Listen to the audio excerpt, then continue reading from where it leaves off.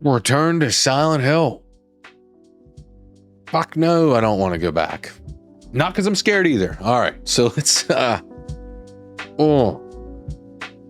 this was a fucking disappointment. I know it's January, which is, I feel like it's the month where everything just terrible comes out every year, right? People that don't have expectations in the box office or budget to come out in bigger weekends just drops their fucking dirty laundry in January for us to go through and sift through and find what shit's good and what shit's not. So let's crack into it, okay? Return to Silent Hill. It's directed by Christoph Gans. He helmed the first movie in 2006, 2005, I want to say. I like that one. I still think it's good. I thought it was good then. It's not faithful to the game, but it's a good movie and a good video game movie. Probably one of the only ones out there, because that's a cursed thing. Video game movies, right? We got a couple this month. What do we got? Iron Lung. We got Return to Silent Hill. I think next month or the month after, we're getting The Mortuary Assistant. We got another Resident Evil film coming out this year. So we got a lot to cover with video game stuff this year. So we'll see. But let's focus on this. Return to Silent Hill, directed by Christoph Gans. Hour and 46 minutes long. And I'm going to tell you right now, that's half the fucking problem. The acting was good. I'm just going to crack into that. Listen, I know people were going to be like, oh, what are you doing? And yes, I've played the game. Primarily the remake about a year ago. It took me 20 some hours. I took my time. I really baked in that world, marinated in that fucking hotel, pissed my pants. Great game, right?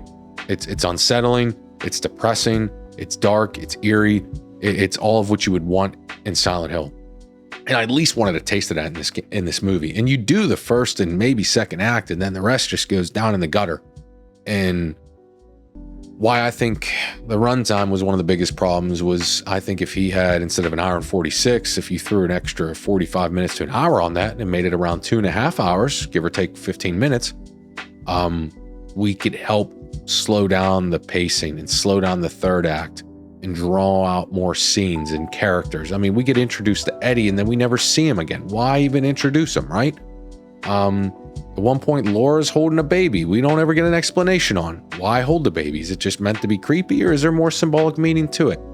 I don't want to go too heavily in the spoilers at the beginning part of this video, just so I give you guys time to tune out if you're still trying to watch the film. To put it to you short and sweet, if you want to watch the film, watch it. Just fucking watch it, man. I'm not going to tell you it's that bad to where it's unwatchable. It's not. It's watchable. It's just like a disappointment if you're a big fan, but wait till it comes to streaming or rent it. But I mean, if you're a diehard fan, get out to the theaters and, support him. Maybe he'll put the money into something Silent Hill related, maybe a director's cut. I don't fucking know, because it needs it.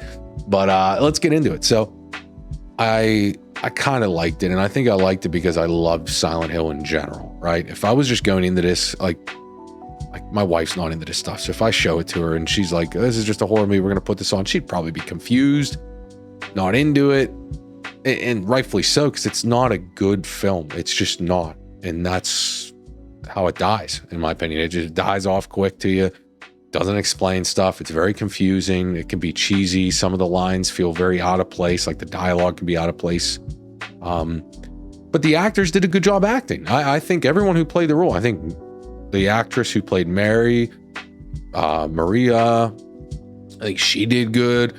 I think, and let's see what, guy who played James Sutherland. I like him. I think he did good here. We're going to pull up his name because I want to give him credit for this. Jeremy Irvine did great. Evie Templeton, she plays Laura. She's also the same voice and motion actress. She did the motion capture and voice acting for the remake that Team Bloober did.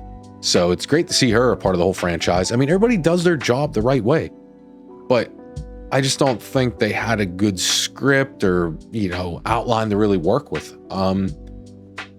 So first half of the film I liked, second half of the film I couldn't stand. And then obviously towards the ass end of it, the last like 20-30 minutes, I was just like trying to just tell myself, it's good. It's good. It's like Stockholm Syndrome. I'm like, I've been here this long. It's gonna end all right, but it doesn't. It's a little bit of a jabbled mess. Is it worth watching if you're a diehard fan? Absolutely. Form your own opinion, guys. That's what it's all about anyways. But am I going to sit here and tell you that it's as good as the first one? Or is it even better and it's going to replicate all the feelings you had when you played the game? No, it's not. It's not, unfortunately. And now we're going to go into a little bit of spoilers. So this is where I would tune out if you're not wanting to hear that. But we're just going to talk a little bit here. So I don't want to dwell on this. A lot of people have done bashing reviews, saying it's the worst fucking thing ever. Rotten Tomatoes gives it, what, like a 15% or less? Like some astronomically low score. I don't think it needs to be hated on that bad, right? I did, like I said, I did like first act of it, second act of it. And I didn't mind the changes, right? So we're going to go into some spoilers. We see Eddie. Great. You never see him again. Terrible decision. Great actor. Great showing Eddie in the beginning. We don't ever see him again. Why fucking show him in the first place? So it makes me wonder, was there scenes cut? Was there reshoots? Who edited this? What got taken out? What got left out? And why? I would love to get an interview with Christoph Gans, because I think there's a good film and a good director underneath this, but it makes me feel there was too many hands in the pot that fucked this up. I would, you know, he's a director. I should put the blame on him, but I feel like there's just more hands in the pot that ruined this. And that's just my theory. Because he makes a good first film. How do you make this a shit film? And one of the reasons I'm going to tell you why he was already under the gun going into this is the budget was way less than the first film. Way less. So you get a first film in 06 that has a budget up here, and we're going to come all the way 20 years later, and we're going to give you a budget down here.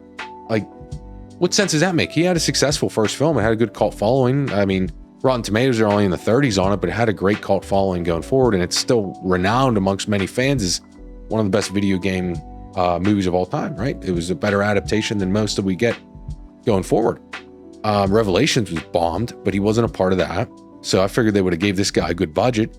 You know, with the remake of Silent Hill 2 selling good, he could have just ran on the hype and stuck close to that story and fleshed it out, and he would have been fine. He would have had a success, a hit like that. What he does change is he adds cult-like elements. The cult, not even cult-like, cult's in it. And they don't even, that's fine if you're going to put a cult in it. It's fine. You want to be a little different? Let's spice it up. Put Mary in a cult and give her a reason on maybe her, you know, sickness and depression and stuff like that. That's fine. But fuck, explain it. Give us more, not just a blanket cult and do nothing with it. Like, it just felt like it was a lot of shoehorning. Like, hey, here's this, hey, here's that. And, you know, I'm not even going to trash the cheesiness of like James's fake beard in one of the scenes, like, or James floating at the end. And I can sit here and clown that all day, but other people have already done that. I basically just want to end this with, it starts off good and then the vehicle breaks down. Like, it's like you just bought an old car. It's something you've always wanted to drive. You're like, man, it looks so cold. It's an old rust bucket. I'm gonna get in there, and you realize the gears are grinding. You're like, it'll be okay. It ain't gonna be okay. Right? You're trying to overlook the problems here. You're like, no, it's good. It's good. This is gonna work, and it doesn't. And that's how I felt watching this film. Was I put, you know, I sit down in the theater. I'm like, okay, I like that. Oh, that's fine. He did that. No, I could overlook that. It's gonna get good. It's gonna get good. It's gonna get good. It does not, unfortunately. So I got, you know, there was like one jump scare that got me. It's when he enters the hospital. And that's what gave me hope. I was like, okay, and that, because that's still early in the film. You know, I'd say anything early in this film is actually like good. And then it's just goes to a mess at the end. So it makes me wonder, was there reshoots and edits? Because I believe this was supposed to launch a year earlier than it did. So are they redoing stuff? Was there editing issues, production issues? I'd like to hear more. So I'd like to hear more from Christoph Gans on this, but long story short, it's not a good film. I wish it was. Check it out yourself if you're a huge fan. If you're not a big fan, but you just like horror in general, stay away from it. There's better horror films that came out this month, and we'll be definitely covering those and reviewing them. So like, subscribe, leave a comment down below if you want to hear more about Silent Hill news or any other movies coming out this month or upcoming this year. I plan to cover them, have conversations about it, and stay tuned.